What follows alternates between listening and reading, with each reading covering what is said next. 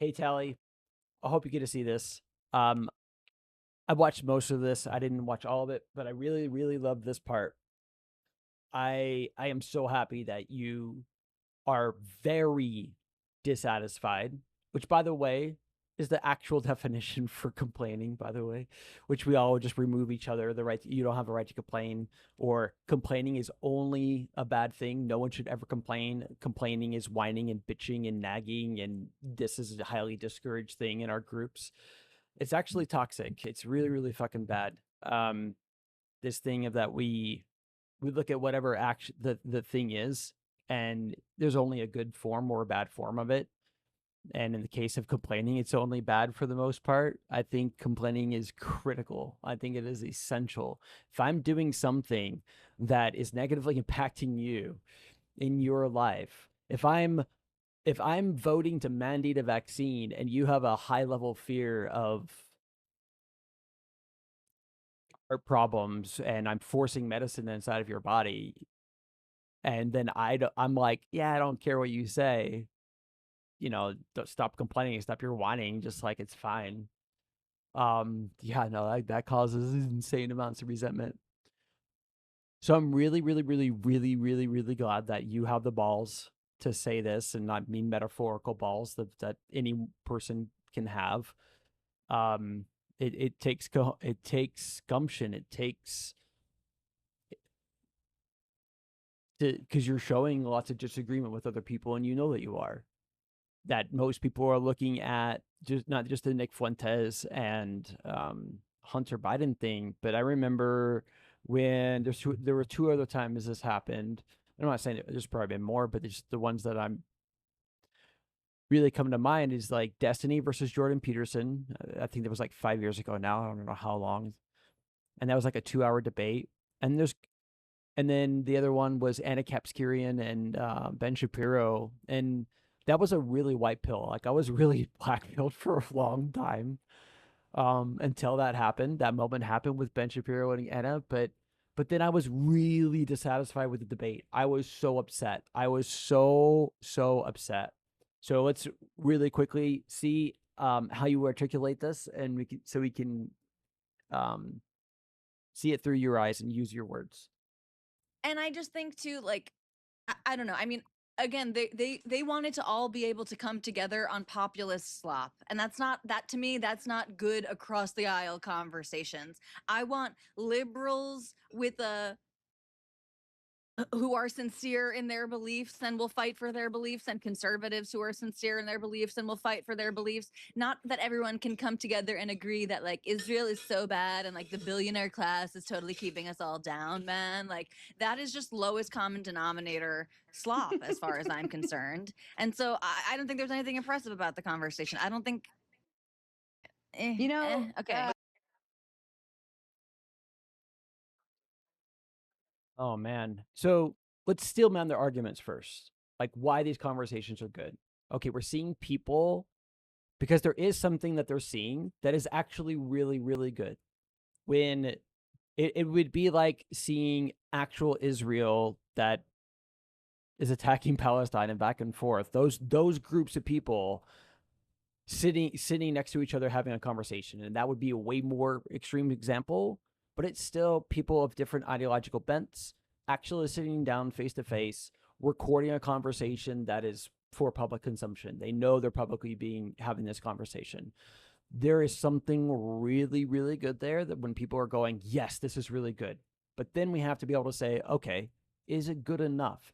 And I think that along the way that you phrased it, where you want people, you said like liberal and conservative, but all these different, you have, we've got fourth wave feminists and men right activists, like all, we have Marxism versus free market or capitalism, all these different ones actually really caring about their ideas, that really believe in them, genuinely believe in them, will fight for them, and then debating. And so I just a quick I'll try and be brief. A side note about who I am and where I've been. I've been working on this idea for the last 11 years, 10 years, almost 11. And basically, ever since Trump won in 2020, I was, um, I was a apolitical liberal who voted for Obama. I didn't vote for him the second time because I just thought he was going to win. I didn't need to. And then I voted for Hillary. I got the gut punch all the other liberals did at that time. And instead of thinking, nah, now these guys are really stupid and I'm just going to double down on my side. For the first time ever, I went from being apolitical. I wasn't even really watching like ever CNN and MSNBC. I wasn't like this avid in the political conversation stuff. I was very surface level, like one of these people, highly credulent. And then I started becoming watching political content, and I didn't start with the left, my side. I started with the right. I started with Ben Shapiro. I watched like 50 hours of this guy. I love him. I love Ben Shapiro. I really do. This is the liberal saying, I love Ben Shapiro. I think so many times he displays really good behavior. I think he displays really good ideas. And at the same time, I think sometimes he displays really bad behavior and really bad ideas. The more bad behavior and bad ideas is more recently as tensions have been rising in Israel. But anyways, there's something that's happening inside of our conversations that we're all seeing it. We're all saying something to the degree that everyone's talking past each other. I think the knowledge base for us to know, like if you and I were to debate right now, if we were to debate whatever topic, whatever it is, you and I were to debate, 3-hour debate, even decent moderation, all these different things, I think that even just like inside of like a 15-minute period where you and I had a back and forth exchanging ideas, that there's going to be different good behaviors we're both doing, and there's going to be bad behaviors we're both doing. There's going to be different things that basically I'm unaware of the things that I'm doing that are either biases or fallacies that I wasn't taught. Like if I'm doing a confirmation bias and that's not letting me engage in your claim. Or for example, here's one of the things that I think that we're all too many people are missing. Maybe you see this, and I hope that you do. On any fallacy, like the call to authority or logical fallacy, the biggest problem with them isn't just the error. There is obviously the person arriving at truth with a fallacy in their truth, so they can see some of the good, but their argument is overstated because of this. So a call to authority or logical fallacy would be like saying Dr. Fauci is absolutely right on this. So when you're debating, like you're giving me information that counters him, I don't need to take the time at all to engage in any of your claims. So I'm not going to consider anything you say right now. I don't need to. This is a person thinking that in their common sense judgment standard, this is the good thing to do. And it's because they're ignorant of what a call to authority fallacy is. And we could talk about why that is, why our K-12 education doesn't teach people these things. But the reason that I'm so passionate about this isn't just because like, hey, look, we can like have these esoteric complex, we can debate climate change and all these different things. The thing that I've studied the most over the last 10 years is interpersonal conflict. Watching reality TV shows that are about families, about their home life, about how they do so many different things. And there's so many of them that are actually, I think, really phenomenal, that are treasure troves of how the team is working together when they are, and then when they're working against each other. And how do they resolve their conflict? Do they resolve their will conflict, what they want, or their ideological conflict, what they think is right and wrong? Do they do that using their words? And I think overwhelmingly, people cannot use their words. And when it is happening, it's feigned consent, it's feigned agreement, it's coerced agreement. The person is placating, they don't want to upset the other person, all these different things, because we're not actually taught how to do this process. I think this is the most complex thing we do as human beings. And I'm not saying that to say that, well, I'm the only one that knows any of this, nor to say we can't figure this out. We absolutely can figure this out. We as a society, as the human species, somebody developed and invented or discovered algebra, and then we learned how powerful this tool is, and then we taught the average person when they go to high school algebra. We can teach people how to do this. And it isn't just so they can have like these high level, highfalutin political debates. They can do geopolitics. No, it's for their very, very next interpersonal relationship conflict.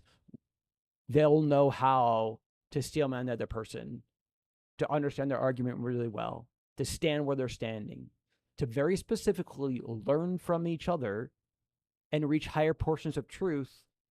So they're making genuine cooperative decisions instead of all of this coercion, all the emotional coercion and blackmail and gaslighting and shame, all these different arms races that people just, because they're all leverage points of where if I have things to emotional blackmail you, I might get what I want from you, whatever it is. I might not. It depends. But there's a high likelihood if the emotional blackmail is good enough.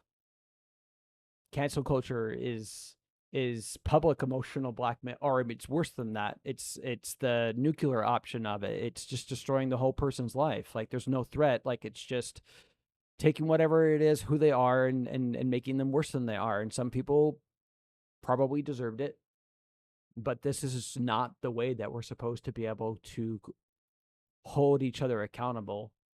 Anyone that has control over the right to cancel people, they wield it very, very disgustingly unfair.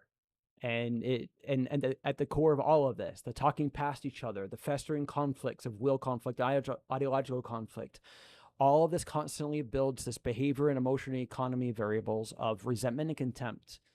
And resentment and contempt, like they make us irrational. They make us see red. They make us hate the other person across from us more than we should. And we can only see any of the things that they do that where we think they're not validating our arguments as it can only be bad faith.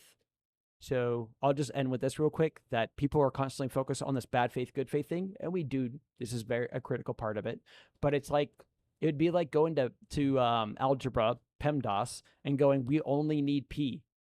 That's what we're doing with that. We need more analysis here.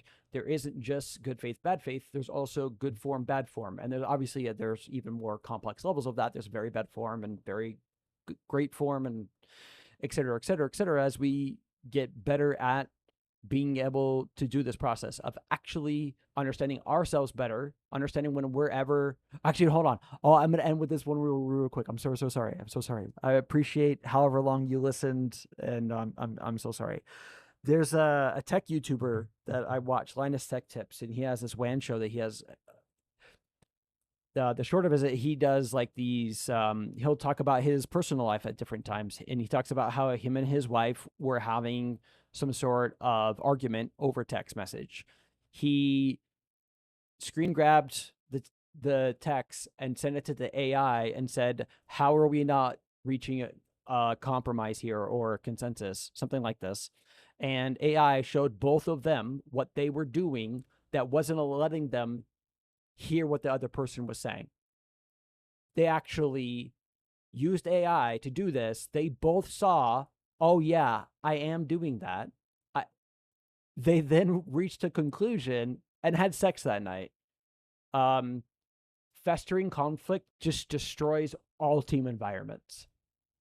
It just builds so much resentment and contempt. And the thing that like is just the unclaimed blame. There's constantly weakness and fault happening in all these team environments, interpersonal relationships and political ones. We constantly are measuring all this harm, all these problems, and no one's taking accountability. And while there's some people that are some people are performing self-criticism, and some people are taking certain accountability here, and here.